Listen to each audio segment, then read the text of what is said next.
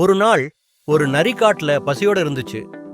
காட்டுல ஏதாவது மிருகம் இருந்தா அடிச்சு சாப்பிடலான்னு எல்லா இடத்துலயும் தேடி பார்த்துச்சு. எவ்வளவு தேடியும் வேட்டையாடி சாப்பிடுறதுக்கு எந்த மிருகமும் கிடைக்கல நரிக்கு. கொஞ்ச நேரத்துக்கு அப்புறமா ஒரு கழுது அதோட கண்ணுல பட்டுச்சு. ஆஹா, இத வேட்டையாடி சாப்பிடலாம்னு நினைச்சப்ப அந்த கழுது நரிய பார்த்துருச்சு. நரிய பார்க்கவே பயமா இருக்கே. ரொம்ப பயந்து போன கழுத கொஞ்சம் யோசிக்க ஆரம்பிச்சிச்சு. அப்பதான் அதோட பலமே அதோட பின்னங்கால்கள் தான் ஞாபகம் வந்துச்சு. எப்படியாவது நரிய தன்னோட பின்பக்கத்துக்கு கொண்டு வந்துட்டா ஒரே ஏத்தி தப்பிச்சு போயிடலான்னு முடிவு செஞ்சிச்சு கழுத. உடனே நரிக்கிட்ட, எனக்கு ரொம்ப பயமா இருக்கு, நீங்க எப்படினாலும் என்ன அடிச்சு சாப்பிட போறீங்க, அதுக்கு முன்னாடி எனக்கு ஒரு உதவி செய்யுங்க சொல்லுச்சு. என்ன உதவி ஆன்னு கேட்டுச்சு நரி.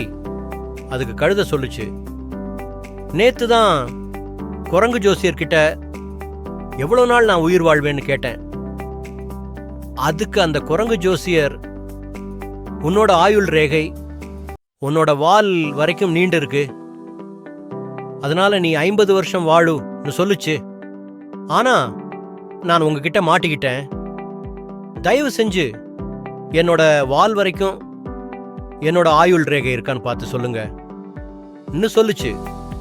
ஒரு நிமிஷம் யோசிச்ச நரி கழுதையோட வால் பக்கத்துல வந்து ரேகை எதுவும் தெரியுதான்னு பார்த்துச்சு. அதுதான் சரியான நேரம்னு நினைச்ச கழுத ஒரே ஏத்துச்சு. சரியா நரியோட முகத்திலேயே அடி விழுந்தது. ஐயோ, தலை சுத்த ஆரம்பிச்சிடுச்சு. இதுதான் சரியான நேரம். வேகமா ஓடி ஒளிஞ்சுக்கிடுச்சு கழுதை. இதத்தான் திருவள்ளுவர் வினை வலியும் தன் வலியும் மாற்றான் வலியும் துணை வலியும் தூக்கிச் செயல் அப்படின்னு எழுதியிருக்காரு. அதுக்கு செய்வதற்கு எண்ணும் செயலின் வலிமை, செய்ய முயலும் தன் வலிமை, அதை எதிர்க்கும் எதிரியின் வலிமை, இருவர்க்கும் துணை வருவார் வலிமை என்னும் இவற்றை எல்லாம் நன்கு எண்ணிச் செயலை செய்கன்னு அர்த்தம்.